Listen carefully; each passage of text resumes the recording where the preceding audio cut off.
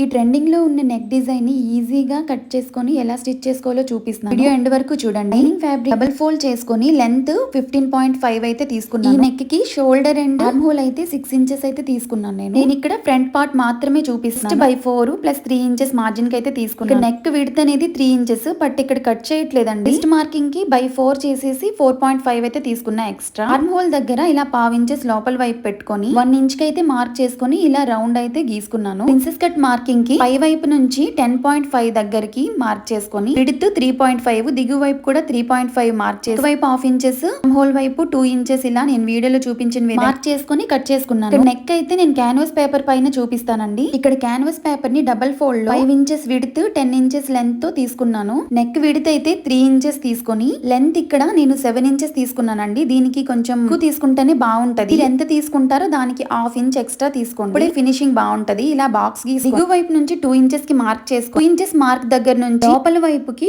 1.5 inches mark చేసుకొని నేను చూపించిన విధంగా డ్రా చేసుకోండి. దిగు వైపుకి కరువు దగ్గర హాఫ్ ఇంచ్ ఎక్స్ట్రా ఉన్నా పర్వాలేదండి, అయితే డీప్ ఏం అవ్వదు. ఇలా రెండో వైపు కూడా ఈ మార్కింగ్ ని గీసుకోవాలండి. క్యాన్వాస్ పేపర్ ని కట్ చేయకుండానే లైనింగ్ ఫ్యాబ్రిక్ కి అటాచ్ చేస్తాం కాబట్టి 2 సైడ్ మార్క్ చేసుకొని మిడిల్ లో ఇచ్చుకోవాలి. లైనింగ్ ఫ్యాబ్రిక్ ని కూడా టక్స్ ఇచ్చుకొని రెండింటిని కూడా ఇలా టక్స్ మార్కింగ్ లైనింగ్ వైపు అటాచ్ చేసుకొని ఎక్స్ట్రా ఫ్యాబ్రిక్ ని కట్ చేసుకోండి. అటాచ్ చేసిన ఈ లైనింగ్ ఫ్యాబ్రిక్ ని మెయిన్ ఫ్యాబ్రిక్ సైడ్ వైపు నేను చూపించిన విధంగా ఇలా పెట్టుకొని టక్ మార్కింగ్లు ఒకే విధంగా ఉండేలా చూసుకోండి. మార్కింగ్ గీసిన చుట్టూ కూడా ఇలా చేసుకోవాలి. కానీ ఇక్కడ దగ్గర 2 థ్రెడ్స్ అయితే నేను రెడీ చేసి పెట్టుకున్నాను. నేను చూపించిన విధంగా అటాచ్ చేసుకోవాలండి. చూడండి, బ్యాక్ సైడ్ నుంచి వీటికి మిడిల్ లో స్టిచెస్ వేసుకోండి, పోకుండా ఉంటది అనమాట. థ్రెడ్ అనేది కరెక్ట్ గా కరువు దగ్గర ఉండేలా చూసుకోండి. చూడటానికి ఫినిషింగ్ చాలా బాగుంటది. ఇక్కడ నేను 2 వైపులా స్టిచ్చింగ్ చేసిన తర్వాత చేసిన లైన్ దగ్గర నుంచి చేసుకుంటూ కర్వ్స్ దగ్గర ఆగి నీడిల్ ని టర్న్ చేసుకుంటూ చేసుకోవాలి.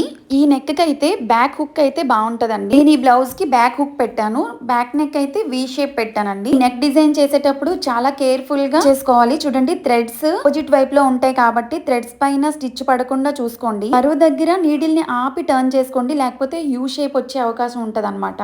నేను వీడియోలో చూపించిన విధంగా చేసుకొని చిన్న చిన్న కట్స్ పెట్టుకుంటే ఈజీగా టర్న్ అవుతుంది. కట్ చేసుకున్నప్పుడు కూడా స్టిచ్ పైన కటింగ్ పడకుండా చూసుకోండి. క్యాన్వాస్ పేపర్ తో స్టిచ్ చేసేటప్పుడు రివర్స్ చేసిన తర్వాత స్టిచ్ వేయకుండా ఐరన్ చేసుకున్నారంటే ఫినిషింగ్ నీట్ గా వస్తుంది అనమాట. ఇక్కడ నేను టర్న్ చేసుకొని నీట్ గా ఐరన్ చేసుకున్నానండి. ఇదేనండి, సింపుల్ గా ఈ నెక్ డిజైన్ అయితే రెడీ అయిపోయింది. బ్యాక్ నెక్ అయితే వీ పెట్టాను. వీడియో నచ్చింది అనుకుంటున్నాను. నచ్చితే లైక్ చేసి నా ఛానల్ ని సబ్స్క్రైబ్ చేసుకోండి.